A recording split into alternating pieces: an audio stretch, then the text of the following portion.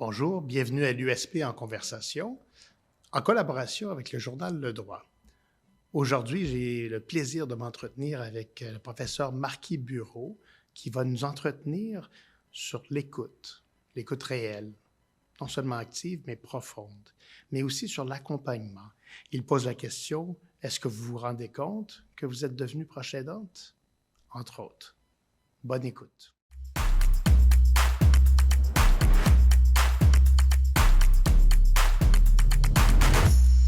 Marquis Bureau, vous êtes chargé de cours, mais permanent, à temps plein, c'est-à-dire à l'Université Saint-Paul, et vous enseignez dans plusieurs programmes.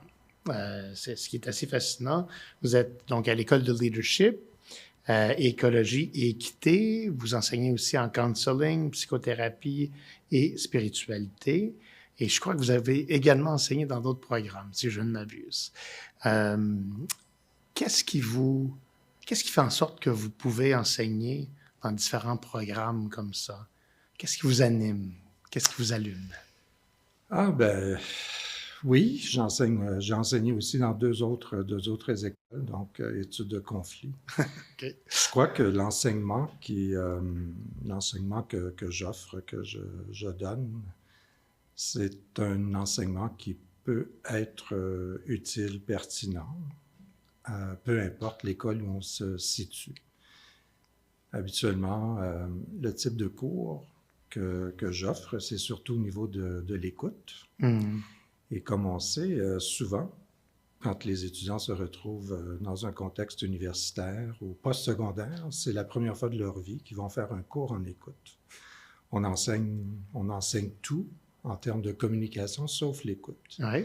Donc, je trouve ça très privilégié de pouvoir, même avec des jeunes adultes et des moins jeunes, de pouvoir vivre cette expérience-là. Donc, c'est certain que c'est utile dans tous les contextes, tant en termes de counseling, de leadership que de conflit.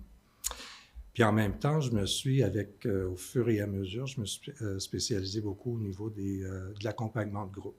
Oui.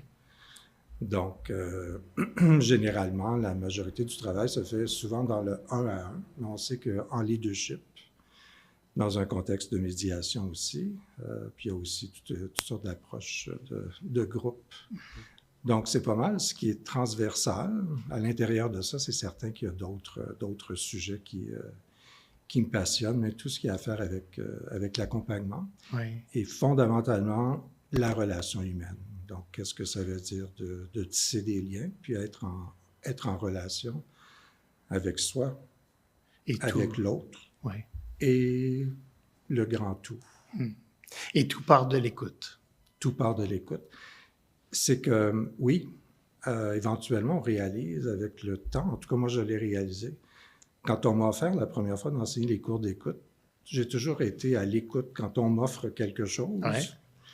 Ben, toujours, là j'exagère, je crois que j'ai appris à être à l'écoute. Et apprendre à écouter, c'est apprendre à recevoir.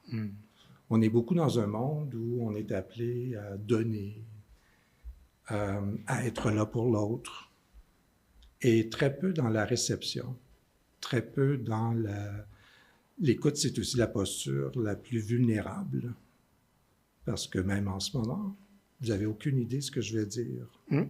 Donc, quand on est dans une posture d'écoute, on est complètement au service de l'autre. Ça, c'est une façon, mais ensuite, c'est pas seulement de recevoir, c'est de redonner.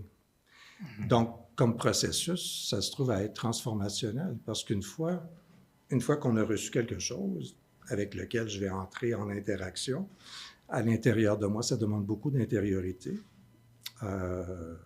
Et ça aussi, c'est un autre espace qui est à bâtir. On a l'impression des fois que l'intériorité, surtout quand on est habitué dans des approches de cerveau intellectuel, on pense que c'est entre les deux oreilles. Et finalement, cette posture de réception, ben, elle est ailleurs. Elle est dans un espace où je peux entrer en relation, justement, avec ce que je suis en train d'écouter, pour redonner différemment. Et c'est ça la nuance entre quelqu'un qui pratique l'écoute et pas quelqu'un qui fait de l'écoute, parce que ça, il n'y a rien de plus fatigant que quelqu'un qui qui a des techniques et qui est en train de te faire de la reformulation, ou bien qui est en train de te dire si je t'entends bien, ou en tout cas ce qu'on a appris de façon cliché. Mais avec les étudiants à Saint-Paul, ce qui est fascinant, c'est qu'ils découvrent que ça devient une façon de vivre, mais ça devient aussi une façon de donner différemment. Parce qu'une fois qu'on est entré en relation avec l'autre à ce niveau-là, une fois qu'on a reçu l'histoire de l'autre, que cette histoire-là nous habite, qu'elle cohabite avec la nôtre, et qu'ensuite on entre dans un dialogue, dans l'inconnu, ça permet une présence complètement autre qu'une écoute qui se fait au niveau du cerveau. Donc, si je t'entends bien. Oui, c'est ça. Donc, effectivement, on trouve des phrases refuges. Parfois, on écoute pour mieux répondre. Mais vous nous emmenez vers une écoute active, soit, mais une écoute potentiellement qui mène vers une transformation. Et c'est cet aspect-là qui m'intrigue. Qu'entendez-vous par une transformation par l'écoute? Vous avez aussi exploré la notion d'intériorité à construire. On en a de moins en moins d'intériorité. On est toujours distrait. On a notre téléphone, sur l'autobus. Jadis, les gens lisaient ou étaient tout simplement distraits, somnolaient. Les gens le font encore, mais généralement, on a le téléphone en main. Pouvons-nous cultiver cette intériorité aujourd'hui?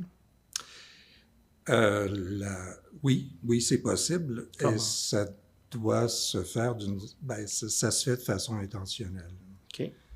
On ne peut pas juste le faire par hasard, ça ne peut pas juste être quelque chose que je vais me dire, peut-être si j'ai le temps ou quoi que ce soit. Donc, ça devient une posture, ça devient c'est des moments de présence et c'est des moments qu'on a à se donner, justement pour entrer dans cette bulle. Un des exercices que j'aime bien faire aux étudiants, j'appelle ça une tente d'écoute. Donc, dans le sens que c'est un petit peu comme aller faire du camping. Puis il y a des conversations à l'intérieur de la tente qu'on n'a pas même à l'extérieur de la tente. Donc, c'est cette notion de prendre le temps, de se rendre disponible et de se laisser, je vais le dire de cette façon-là, c'est d'avoir une ouverture, naturellement, mais c'est de se laisser surprendre par la rencontre. Et de ne pas essayer de contrôler, de ne pas écouter dans l'optique d'attendre de parler, mais de se laisser surprendre par ce qui vient résonner à l'intérieur de soi et même, j'irais jusqu'à dire, d'être même surpris d'écouter ce que je suis en train de dire quand c'est en train de se produire. Donc, il y a différents niveaux d'écoute. Là, on est plus dans un type d'écoute qu'on appelle habituellement l'écoute générative. Mais dans le contexte de l'Université Saint-Paul, habituellement, on souhaite que les étudiants qui sont dans nos programmes, les étudiantes, qu'elles puissent arriver à un niveau d'écoute empathique, qui est une écoute profonde et que moi, j'appelle une écoute de résonance. Donc, on est en résonance avec ce qui se dit, ce qui ne se dit pas aussi. Oui. On accepte l'étonnement de l'autre. C'est un moment étonnant lorsqu'on est enfant. Les autres ne sont pas soi. C'est le premier étonnement. Prise de conscience sociale. Mais ce que j'entends, c'est qu'on est essentiellement constamment dans cet effort-là de pouvoir maintenir un état d'écoute, maintenir un état de surprise. Et comment donc être à l'écoute activement, sans nécessairement faire de l'écoute active. Dans un contexte de classe, c'est assez évident. On enseigne l'écoute, on a des techniques. Mais dans la société, aujourd'hui, comment on fait ça? Oui, c'est certain que ça demande, et ça j'utilise l'expression même en classe, ça demande un certain degré d'amour comme présence. De pratiquer une forme d'écoute où on se met réellement en position pour permettre à l'autre de raconter sa vie et non à soi de comparer la nôtre avec la sienne, qui est un autre niveau d'écoute, qui est habituellement celle où on attend, puis là, à un moment donné, notre histoire, elle devient plus importante que celle de l'autre. Dans un contexte d'accompagnement, c'est pas très aidant. Hein. Des fois, il y a de l'aide qui n'est pas aidante.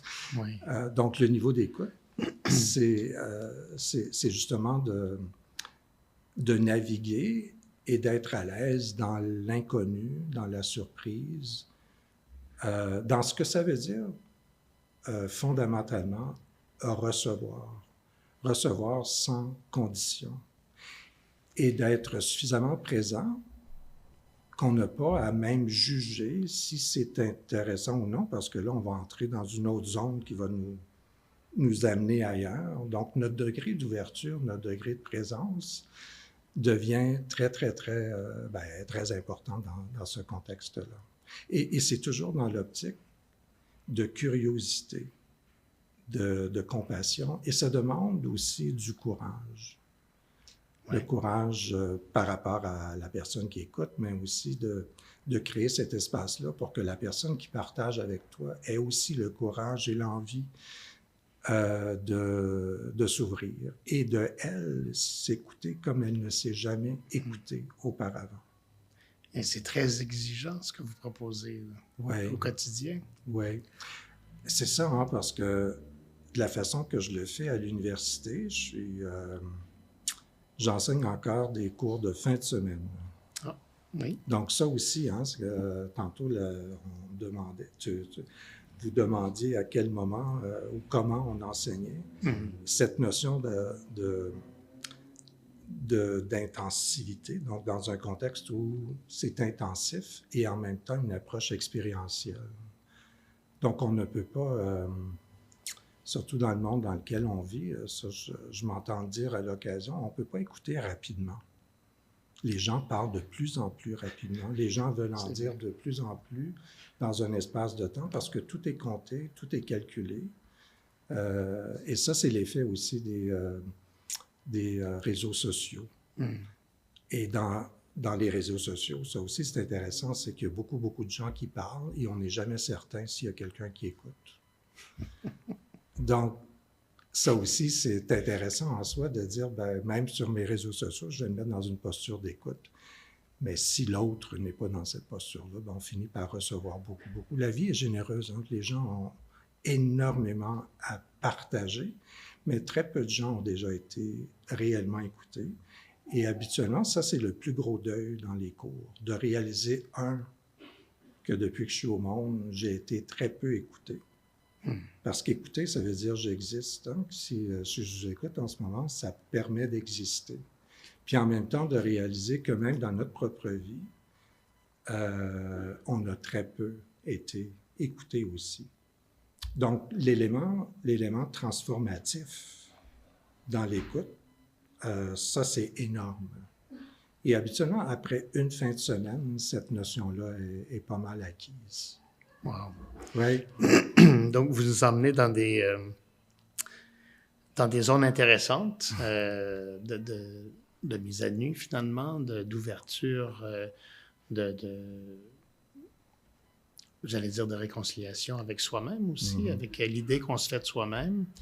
Vous avez parlé aussi d'accompagnement et de se mettre disponible, entièrement disponible pour l'autre. Et ce qui m'avait intrigué, on s'est parlé cet été, et vous me parliez de l'approche aidance, qui est un phénomène de plus en plus répandu. On le vit, on se retrouve dans certains cas, la génération sandwich entre les enfants qui ont encore besoin de nous de plus en plus longtemps et les parents qui ont aussi besoin de nous. Donc, on se retrouve quand même dans une situation exigeante. Où on arrive mal à écouter aussi, parce que tout le monde veut nous entendre, ou tout le monde veut être entendu plutôt. Pourriez-vous nous parler un peu du phénomène de l'approche aidance qui commence un peu naturellement, mais qui peut basculer aussi vers autre chose? Oui, là, on est au cœur de mon sujet de recherche en ce moment, toute la question du type d'accompagnement, justement, pour accompagner les personnes qui accompagnent les personnes proches aidantes. Oui. Donc, en autres mots, c'est que, et surtout d'accompagner aussi les différentes transitions. Parce que même à l'intérieur de l'approche aidance, il va y avoir différentes transitions. Habituellement, ça débute dans l'intimité, ça débute à la maison, habituellement dans la famille, peut-être avec des amis. Ouais. Tout à coup, ce qui arrive, c'est qu'une personne va être un peu surmenée parce qu'on n'a pas appris non plus à porter attention à notre façon de donner. Hein? Quand on a très peu d'écoute, on donne beaucoup. Et en donnant beaucoup, ben, on s'épuise. Puis éventuellement, en étant épuisé, c'est à ce moment-là qu'on va commencer à chercher certaines ressources, certains appuis. Et c'est là qu'on va dans une autre transition, habituellement avec les organismes communautaires. Là, il va y avoir des groupes d'entraide, là, il va y avoir un soutien psychosocial, donc un accompagnement pour permettre à la personne de donner un sens à sa proche aidance. Et ce que je m'apercevais, parce que ça fait quand même quelques années que je donne des ateliers par rapport tout ce qui a à faire avec la question d'acceptation, de lâcher prise, que j'appelle maintenant, parce que le lâcher prise a été utilisé à tellement de différentes sauces, et ça peut même devenir une obligation. Et à ce moment-là, c'est plus un état d'être, là, ça devient comme un travail. J'utilise maintenant apprendre à laisser mourir tranquillement, dans la douceur. Là, ça peut être sur le plan relationnel, ça peut être sur ses propres capacités, ça peut être sur la capacité de la personne qu'on aide, ça peut être par rapport à tout ce que je croyais qui était pour être en place comme service, qui peut-être n'est pas là, qui est là, mais qui n'est peut-être pas accessible. En tout cas, il y a toutes sortes de situations de ce côté-là. Puis habituellement, le milieu communautaire va intervenir à ce niveau-là pour permettre à la personne d'aller chercher un soutien, d'aller voir qu'il y a d'autres gens qui sont aussi dans des situations semblables, de pouvoir partager, de pouvoir aussi avoir des ateliers. Je m'apercevais que les ateliers étaient beaucoup pratiques, dans le sens qu'on souhaitait même presque faire des semi-professionnels, non rémunérés. Non rémunérés, bien sûr. Pour justement être près des personnes aidées. Puis je me disais, en écoutant, hein, c'est là qu'on finit par avoir, parce que ça fait quelques années que je suis en cercle de conversation, de dialogue et d'écoute avec des personnes proches aidantes. Puis je m'apercevais que, pour moi, le plus grand deuil, la plus grande transformation, le plus grand laisser-mourir à faire, c'était sur le plan relationnel. C'est la personne que j'ai connue, la personne que, même comment moi je me suis connu avec cette personne-là, et ce qui est en train de se transformer. Et là que maintenant, mon rôle fait en sorte que ma relation se transforme, et on passe très, très peu de temps à nourrir cette relation-là. Parce qu'habituellement, ce qui a fait en sorte que je vais être une personne proche aidante, c'est parce que j'ai un lien significatif avec cette personne-là. Puis là, on dirait que c'est la condition, la maladie, le système de santé, le système de services sociaux qui devient la préoccupation. Puis nous, comme couple, comme parents-enfants, comme enfants-parents, il y a toutes sortes de types de proche aidance. Bien, on oublie que finalement, ce qui nous unit, nous, c'est ce lien-là. Et moi, j'ai tendance à plutôt mettre l'accent dans mon accompagnement sur cette rencontre-là, sur cette relation-là, sur l'idée que même à l'intérieur d'une situation comme une situation de proche aidance, que les liens peuvent se renouveler, qu'on peut tisser d'autres liens, que même la relation peut se transformer et d'être conscient de ça, pour être bien aussi dans notre façon d'accueillir, d'accepter ce qui est en train de se passer, et non toujours dans ce genre d'énergie qui mène à l'épuisement. Une personne épuisée peut offrir un certain type d'aide, mais quand on est la personne aidée, c'est peut-être pas le genre d'aide que je voudrais recevoir. Oui. Donc, on peut voir parfois une frustration, une certaine acrimonie. Absolument. Je trouve intéressant cette notion de nourrir la relation qui évolue essentiellement, plutôt que de nourrir la situation qui dévolue souvent. En revanche, j'imagine que les gens doivent se sentir, pas en revanche, mais en plus, les gens doivent se sentir peut-être abandonné par l'autre aussi. On a beau accompagner, mais si l'autre n'est pas zen, n'est pas à l'aise avec le fait de mourir, je pense à des gens qui résistent, qui veulent pas mourir, qui veulent pas quitter la maison, qui restent chez eux, puis un certain entêtement, une espèce d'exacerbation peut-être de leur tempérament naturel, mais qui, en situation de fin de vie, ils se referment. Donc, comment aider la proche aidante ou le proche aidant dans ce contexte-là? Oui, être ouvert, mais aussi être nourri par quelque chose. Oui, là, on est rendu à l'avant-dernière, pas comme si c'était j'ai sauté des étapes. Non, ben, les étapes, on les nomme, mais ça ne se passe pas nécessairement dans un genre d'ordre. Okay. J'avais commencé par parler que ça commence dans l'intimité, qu'on va chercher des ressources d'accompagnement dans le communautaire. Le communautaire, éventuellement, ce qu'il va faire, c'est de préparer à apprendre à travailler avec l'institutionnel. C'est-à-dire? Donc là, on entre dans les services de santé, les services sociaux. Des fois, c'est des services qui viennent à la maison. D'autres fois, il faut se déplacer en institution. Et des fois, on doit prendre éventuellement la décision. La personne proche aidante doit prendre la décision de justement se séparer de la personne aidée. Et là, peut-être que la personne va aller en résidence, peut-être qu'elle va aller dans un endroit là, qui accueille cette condition-là. Donc, ça, c'est probablement un des plus gros deuils, cette séparation-là, parce que là, on se trouve à quitter la maison pour aller dans une institution. Et à l'intérieur de l'institution, et ça peut se faire aussi à la maison, dépendamment, l'accompagnement de fin de vie vient habituellement à ce niveau-là. Mais ce n'est pas toutes les proches aidantes qui vont tout de suite aller en accompagnement de fin de vie, parce qu'il y en a d'autres, dépendamment de la condition.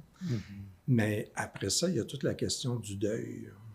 Moi, j'ai passé 10 ans, 15 ans, 20 ans. Où sont mes amis? Où est la famille?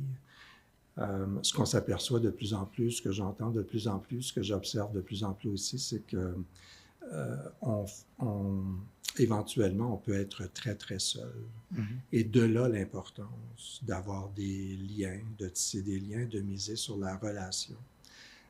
Parce que, habituellement, quand les gens ne savent pas quoi faire, et ça, c'est pas juste les gens, c'est notre cerveau aussi, quand on ne sait pas quoi faire, on fait rien, et on a tendance à s'éloigner ou à ne pas savoir comment aider. Donc, à ce moment-là, on attend que la personne qui est en posture de proche aidance demande de l'aide, et cette personne-là a l'impression qu'à chaque fois qu'elle demande de l'aide, qu'il n'y a pas de réponse non plus. Donc, c'est pour ça que de nourrir le relationnel, ça permet de parler de cette situation-là autrement que d'avoir des listes de choses à faire jour après jour, parce que c'est infini, il y a toujours quelque chose à faire. Mais comment est-ce qu'on peut être ensemble comme famille, comme couple, comme voisins pour vivre cette situation-là? Et qu'est-ce que nous avons à apprendre de cette situation-là aussi? Donc, de garder, j'ai parlé tantôt d'ouverture, mais c'est de toujours chercher le vivant. Parce qu'on peut avoir à n'importe quelle étape, là, à n'importe quel moment de transition, on peut avoir envie de quitter, d'en avoir assez, mais où est-ce qu'il est le vivant? Puis le vivant, c'est cette relation-là. C'est le lien qui nous unit. C'est ce qui nous a fait dire oui sur le plan relationnel à un certain moment. Et ce oui-là, c'est important qu'il soit renouvelé, mais je dirais même qu'il puisse évoluer dans la relation de proche aidance. Puis ça se fait pas toujours, puis ça se fait rarement, je vais dire. Oui. Ben, vous touchez à des sujets qui dépassent la proche aidance. On parle de relations sur une vie aussi. Ce renouvellement du oui, on ferait bien, tout le monde individuellement, d'y songer et d'agir aussi. Si on revient aux différentes étapes et peut-être aux mécanismes aussi qui nous mènent vers une situation de proche aidance, où on s'en rend même pas compte, par exemple, quels seraient les moments ou les signes qui devraient nous alerter qu'on doit absolument parler à quelqu'un et chercher les ressources? Est-ce qu'il y a des moments typiques qu'on rate parce qu'on est trop occupé, on est trop préoccupé? Oui. Les personnes proches aidantes, habituellement, on les appelle, c'est un genre de groupe silencieux, dans le sens qu'on devient proche aidant sans le savoir. Donc, ça peut devenir c'est tellement graduel, ça peut se faire de façon... C'est pour ça qu'autrefois, on appelait ça pratiquement être un aidant naturel, qui est une expression qu'on n'utilise plus parce que n'importe qui a été aidant naturel sait qu'il n'y a absolument rien de naturel dans la façon de donner ce genre d'aide-là. Mais en termes de présence, oui, là, on peut être dans le naturel. Présence naturelle habituelle, c'est ça. Mais dans une situation exceptionnelle où on n'est absolument pas équipé. Oui. Donc, ce qui arrive habituellement, et ça, c'est une... Moi, il y a 2 statistiques qui m'ont amené beaucoup à vouloir m'intéresser à cette question-là. La première, c'est que la majorité des personnes proches aidantes ne savent pas qu'elles le sont. Donc, ça, quand on dit que, comme on dit, on tombe dedans, ou que c'est quelque chose que l'on fait et on ne s'aperçoit pas qu'on est en train de devenir personne proche aidante, un des premiers signes, en d'autres mots, à quel moment est-ce que je peux commencer à utiliser ça comme identité? C'est pas un terme très intéressant non plus. On n'a pas forcément envie. Non, c'est ça. Donc, avec l'ego, c'est pas très intéressant. Il y a d'autres choses qu'on voudrait faire, probablement. La façon que je vais m'apercevoir dans une relation, si je suis en train de devenir proche aidant, c'est quand je commence à faire quelque chose pour une autre personne qu'elle est plus capable de faire pour elle-même. C'est le début. On en prend conscience. Oui, puis ça peut être très subtil. Hein? Des fois, ça peut être d'aller chercher quelque chose pour l'autre, de faire une course, de régler certaines situations financières, de commencer à faire un petit peu plus de résolution de conflits, pas juste de conflits, mais de situations du quotidien. Et là, au fur et à mesure, on commence à jouer un rôle où on est en train de faire de plus en plus ce que l'autre soit été capable de faire, ou, dépendamment de la situation, n'a jamais été capable de faire pour lui-même ou elle-même. Donc ça, c'est la première statistique, donc de même reconnaître et de s'apercevoir qu'on est une personne proche aidante. Ça, habituellement, c'est pour ça, comme exemple, que si demain matin, là, je mettais une affiche sur le mur, puis je disais « Venez, proche aidant, on est ici pour vous, venez manger avec nous, on va jaser. » Il n'y aurait personne. Il n'y a jamais personne. Non, c'est ça. Mais ils connaissent quelqu'un. Oui. Mais du moment, et c'est ça que j'avais commencé à faire dans une des régions ici, en Outaouais, j'ai dit, ben là, quand on affiche, quand on annonce, on n'a jamais personne. À chaque fois que je fais un cercle d'écoute, parce que c'est la méthode que j'ai utilisée, et que j'écoute les gens, sur 10 personnes, il y a au moins 6 ou 8 personnes qui sont proches aidantes. Wow. Donc là, je me dis, il y a quelque chose qui ne va pas. Ah oui. On va trouver une autre façon de rassembler les gens. Puis c'est comme ça que j'ai commencé à faire des cercles d'écoute. La deuxième statistique qui m'a amené là, c'est que la majorité des personnes proches aidantes meurent avant l'aider. C'est cruel. Donc, de ne pas savoir comment donner, quel genre d'aide donner, de donner sa vie finalement avant que la personne qu'on aide décède. Donc ça, c'était, moi, je me suis dit, bien, il y a certainement, entre le fait que je ne suis pas, puis ça a du bon sens, hein, parce que ces 2 statistiques-là, même ensemble, si je ne sais pas que je suis personne proche aidante, je vais accumuler de plus en plus de responsabilités jusqu'à l'épuisement. Oui. Donc, pour moi, la conscientisation, la présence, l'écoute, parce que quelqu'un qui a un petit peu d'écoute va réaliser qu'il y a quelque chose de fondamentalement qui est en train de changer dans sa vie. Oui. Et comment on trouve les solutions? Donc, on a exploré quelques possibilités. Qu'arrive-t-il à la proche aidante ou proche aidant après le décès de l'autre, de la personne qu'on aidait, qu'on a aimé. Est-ce qu'on doit se reconstruire? Et comment on fait ça? J'imagine qu'il y a un sentiment d'errance à la base. Oui. J'arrive mal à envisager. Après le départ là, Ouais. de la personne aidée. Et ça, c'est un service qui est de plus en plus en demande parce qu'il y a une réalité démographique aussi avec les baby boomers. Oui. Il y a de plus en plus de demandes de continuer les services de proche aidance, donc les gens qui ont participé à des groupes, comme exemple, qui veulent vivre ensemble un processus de deuil. Ah, OK. Donc là, on entre dans une autre transition Oui. qui est notre propre transition, en d'autres mots. Comment est-ce que moi, je vais vivre le départ, qui est le processus de deuil qui finit par être un processus de guérison, un processus de « et maintenant Mm-hmm. Maintenant, ça peut aller au « qui suis-je », Ouais. ça peut aller « quel est le sens », ça peut aller… pour d'autres, ça peut être un moment de libération aussi. Mm-hmm. Mm-hmm. Donc, ça dépend toujours de la qualité, ben, j'appelle ça qualité, mais du type de relation qu'on a eu aussi avec la personne aidée. Mais on s'aperçoit que une fois que la personne a accepté cette idée que oui, j'ai été proche aidante, Ouais. qu'elles ont envie de continuer aussi dans un espace collectif. Donc, elles se sont fait des amis. OK. Elles ont appris aussi à verbaliser, elles ont appris à demander de l'aide, elles ont écouté les histoires des autres.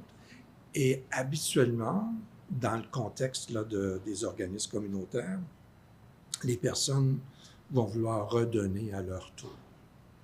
Donc, il y a quand même un sentiment de… On s'en sort, on trouve une issue. Même si on ressent qu'il n'y a aucune sortie, éventuellement, on s'en sort. C'est ce que j'entends. Oui, absolument. Ouais. Oui, puis là, on passe plutôt d'un sentiment d'appartenance, donc, qui s'était fait sur le plan physique, à un sentiment de reliance. Donc, je me relie à la personne, je me relie aussi à la vie d'une autre façon, avec mon expérience, et non malgré mon expérience. Et c'est tout un parcours de vie.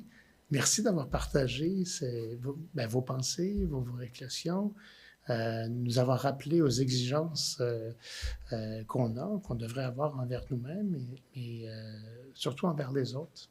Merci beaucoup, Marc Bureau. Bien, merci.